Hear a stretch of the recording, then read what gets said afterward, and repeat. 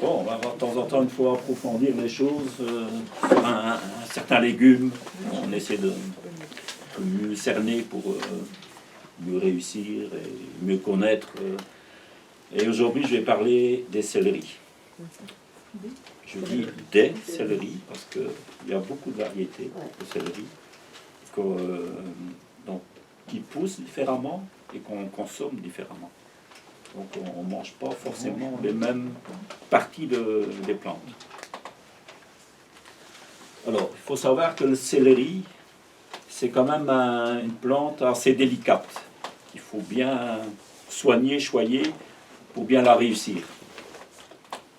Mais allez, la récompense, elle est au bout du chemin parce que lorsqu'on a un bon céleri, qu'on cuisine ça, ça embaume bien notre cuisine et ça a quand même des plats.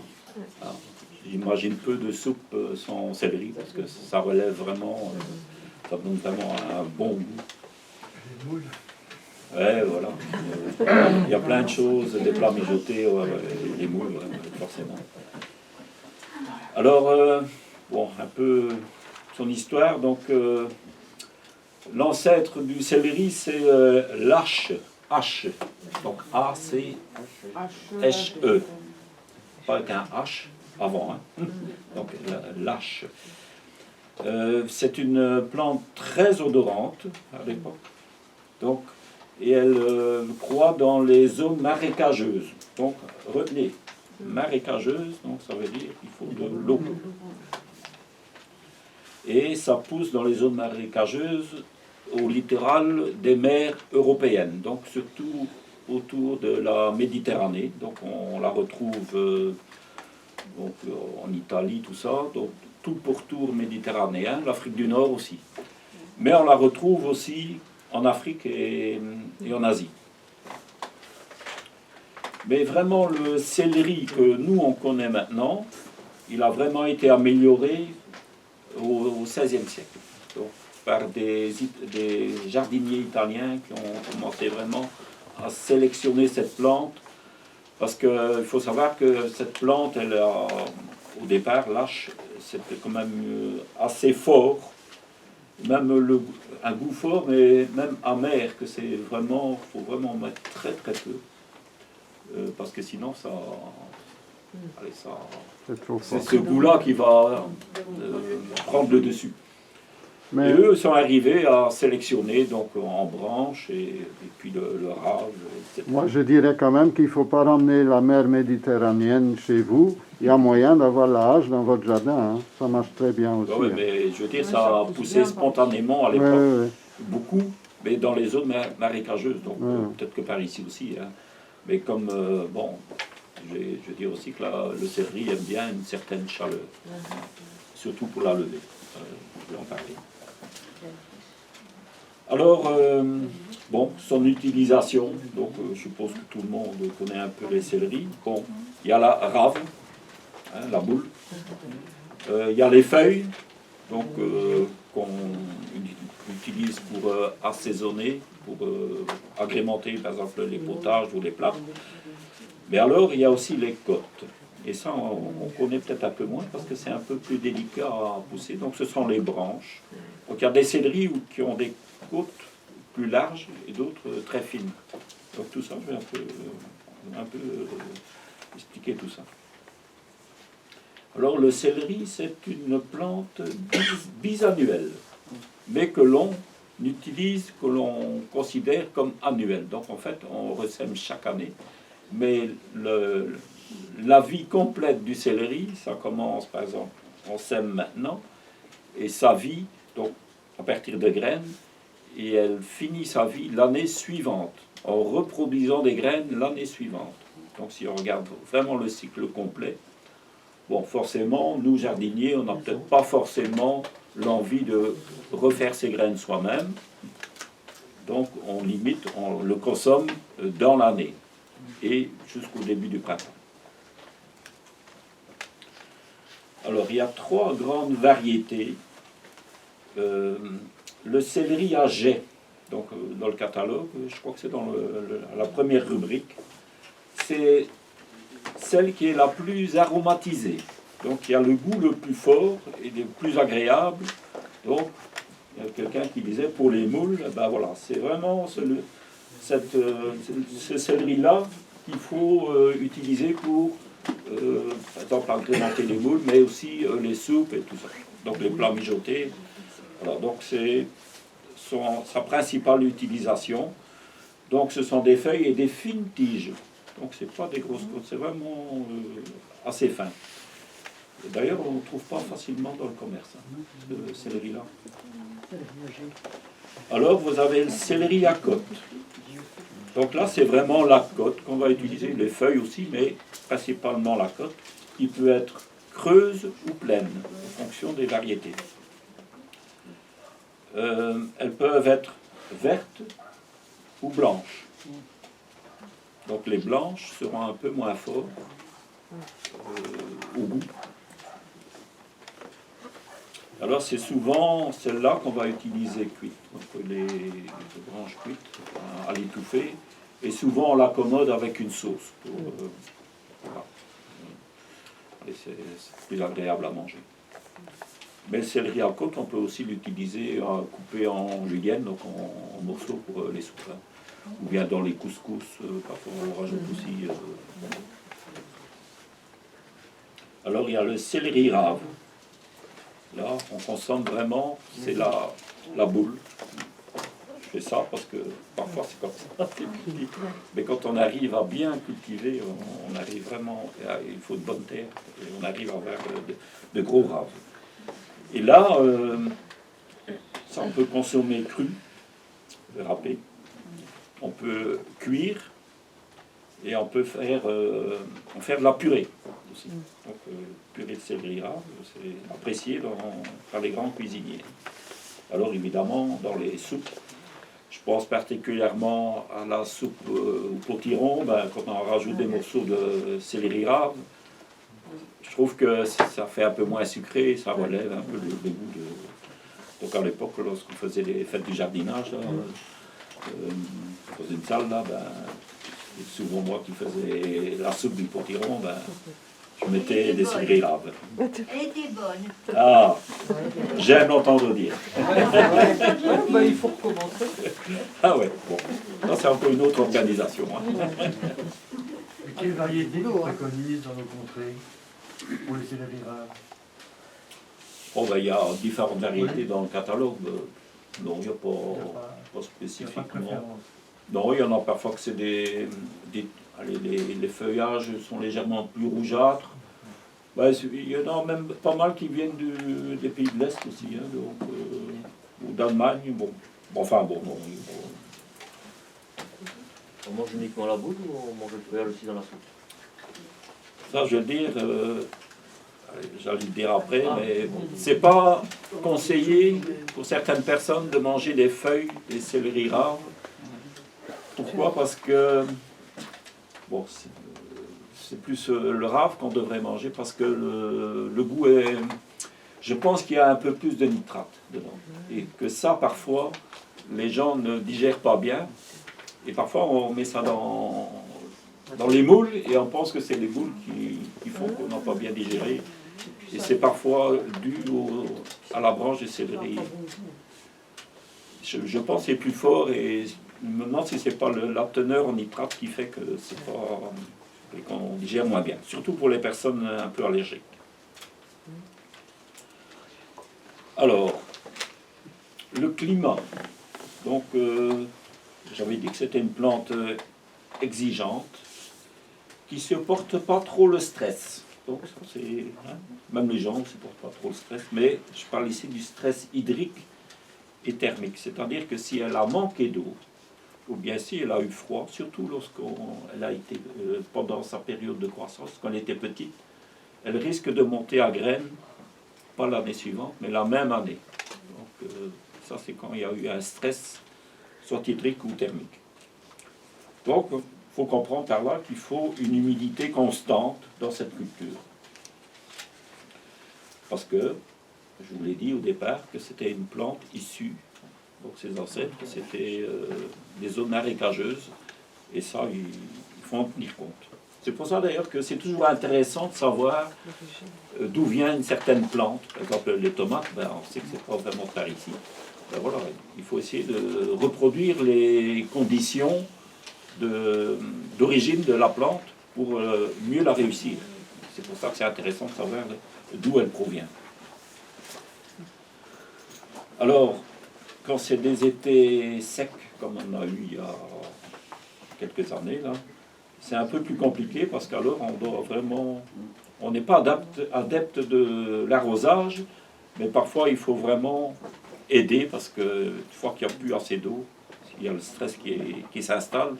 Et là, vous risquez de ne pas avoir, par exemple, un beau céleri rave ou des côtes insignifiantes. Mais pour éviter d'arroser trop, il faut aussi mulcher. Et ça, c'est vraiment une culture qui a besoin de mulching, donc bien couvrir. Donc ça peut être un paillis. Bon, souvent on dit paillis, c'est paille, non? Ça peut être du foin, ça peut être de l'ancien compost ou du compost pailleux, du fumier pailleux, qu'on met au-dessus, qu'on n'enterre pas, et qui protège contre l'évaporation de l'eau du sol.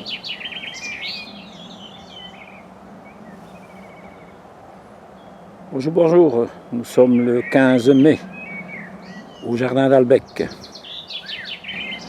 Voilà, nous sommes occupés à repiquer des céleris à côte, céleri à côte verte et céleri à côte dorée.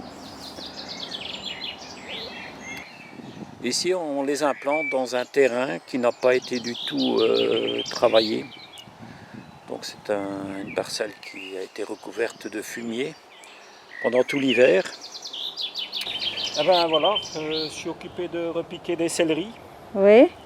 Donc comme j'ai expliqué tout à l'heure, on plante dans un terrain non travaillé. Donc je fais simplement un trou avec la pelle et voilà, je plante les céleris dans la terre. Ouais. Et je viens remettre un peu de paillis autour. Voilà, ça permet de garder bien l'humidité. Oui. Et voilà, et on peut voir que la terre, elle n'est pas si dure que ça, puisque on voit qu'elle s'émiette facilement. Donc même dans un sol qui n'a pas été travaillé, Oui. Grâce au fumier qu'on a mis, ça permet que les vers de terre sont venus ameublir le sol, sont venus se nourrir en fait donc de la paille, du fumier. Et alors, ben voilà, ils font les passe-passe de haut en bas et latéralement. Et voilà, ils viennent se nourrir et en même temps, ils viennent labourer notre sol. Et voilà, donc ici, on essaie de faire de plus en plus des endroits où on ne travaille plus le sol. Donc on passe même plus le motoculteur. Alors pour l'instant, on privilégie surtout tout ce qui est des légumes qui ont besoin beaucoup de fumier, parce que ça nous permet de mettre notre fumier l'hiver. Et alors, pendant l'été, c'est des légumes qui supportent le fumier. Alors, le semis, ben, c'est quand même une plante qui lève assez difficilement. Ça met 15 jours, 3 semaines, 1 mois parfois avant de sortir. Alors, je pense spécialement au céleri rave qui doit donc même pousser longtemps. Donc il faut le semer à l'intérieur, mais seulement c'est parce qu'il a besoin entre 15 et 20 degrés que l'on n'a pas à l'extérieur. Voilà, par exemple en février-mars. Donc on n'a pas encore ça à l'extérieur. C'est pour ça que moi je recommande de le semer bien sûr en caissette à l'intérieur, donc semi-protégé. Alors il faut maintenir cette chaleur de 15 à 20 degrés pendant toute la levée et jusqu'au repiquage. Donc une fois que c'est levé, on peut la nuit tolérer entre 12 et 18 degrés.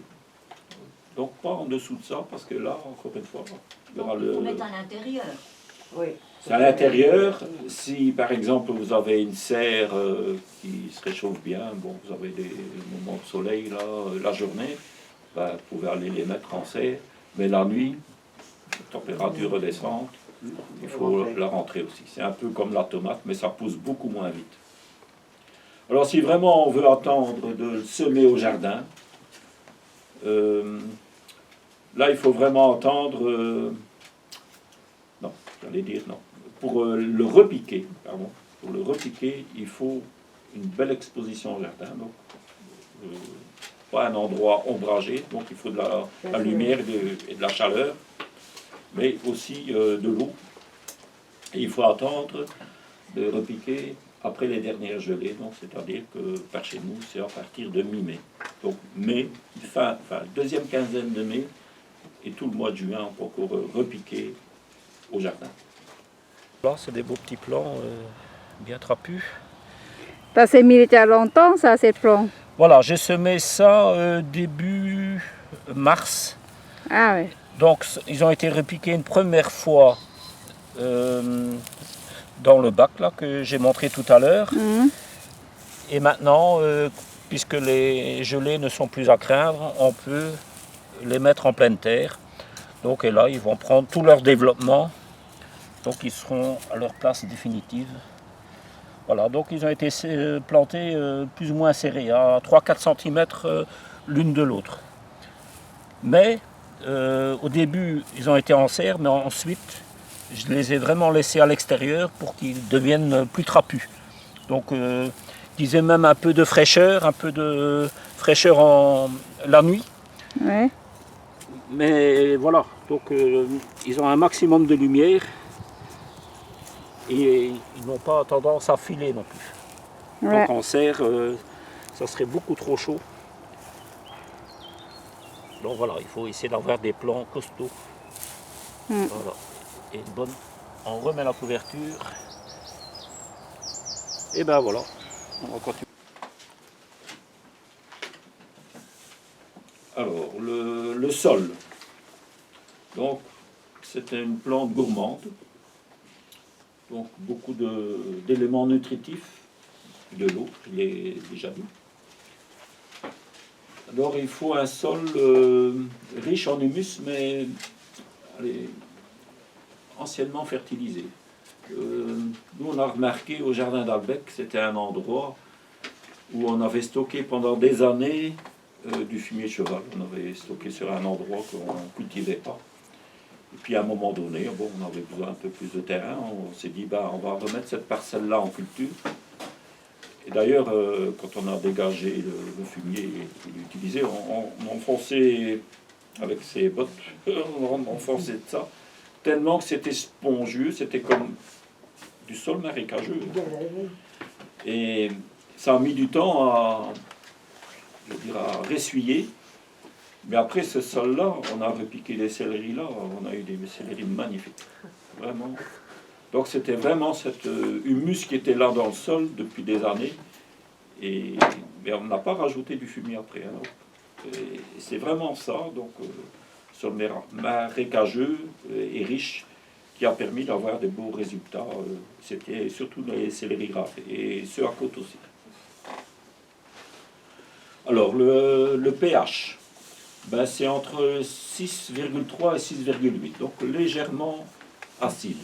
Donc ça correspond à peu près au jardin par ici. Souvent on essaie d'approcher le 7 pour les choux, mais disons que le céleri lui tolère légèrement acide. Donc dans les terres légères et pauvres en humus, ça va être compliqué à avoir des beaux céleris. Parce que il faut vraiment qu'il y ait beaucoup de nourriture. Vous allez avoir des feuilles. Je crois que le céleri âgé, ça sera le plus facile à cultiver. Et le terreau. Et l'herbe. En paillage, ouais. En paillage. Ça, ouais. Donc ça, on peut pailler après de la tonte d'herbe. Donc ça apporte aussi de la potasse. Parce que là, le céleri aime bien aussi la potasse. Ça nourrit. Et c'est en même temps une nourriture. Donc, alors je vais dire aussi les cendres de bois. Ça aussi, c'est très bon. Aussi, ouais. Alors, je l'ai dit, le céleri à jet nécessite moins de nourriture, ceux à côte déjà beaucoup plus, et les céleris raves encore plus. C'est eux qui ont besoin le plus de nourriture.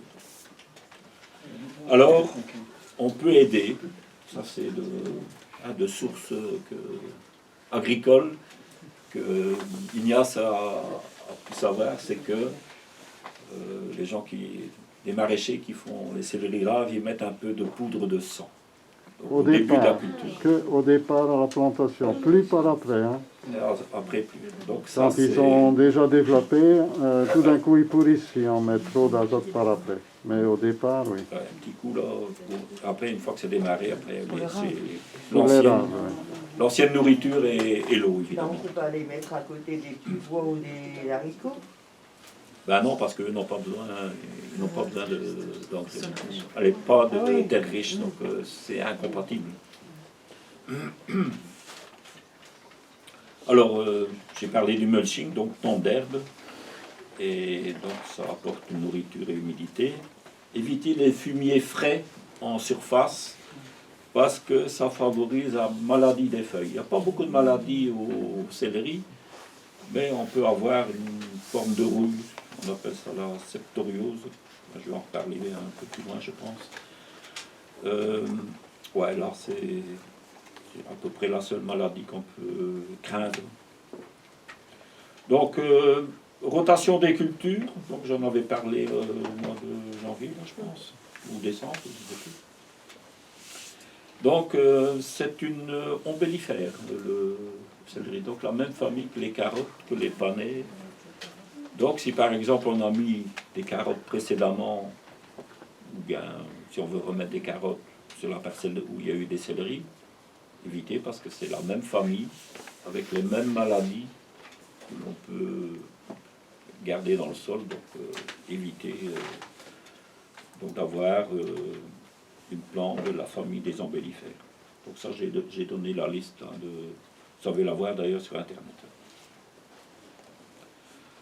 Alors, au niveau des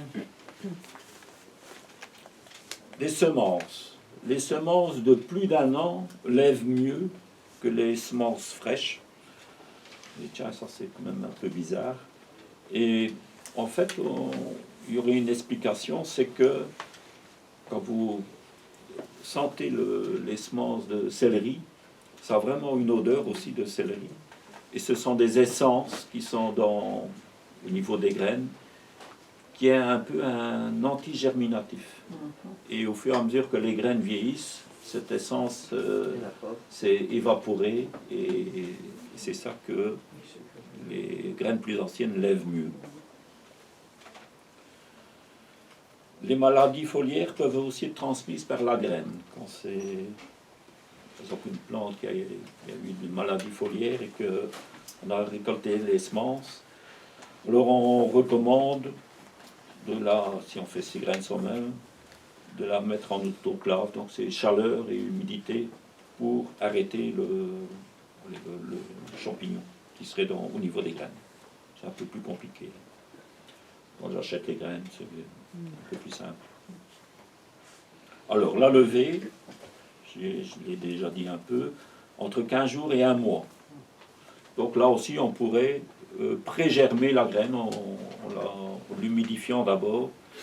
Après c'est un peu plus compliqué à semer, donc laisser légèrement sécher et ensuite semer. Donc ça permet de gagner une semaine ou deux sur la levée. Donc la température du sol ou de l'endroit où on sème, entre 15 et 20 degrés, dans la phase de germination.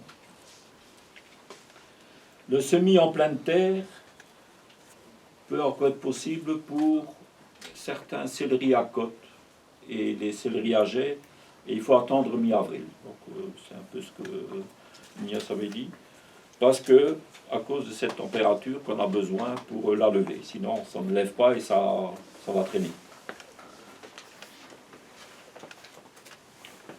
Donc souvent là, le semis à l'intérieur, c'est pratiquement incontournable, surtout pour le rave.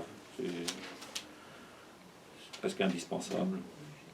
Alors recouvrir très légèrement les semences, parce que c'est une des rares semences qui aime bien aussi un peu de lumière. Donc elle a besoin pas mal de lumière pour germer. Mais il faut la couvrir, hein, mais très légèrement, pas enterrer profondément.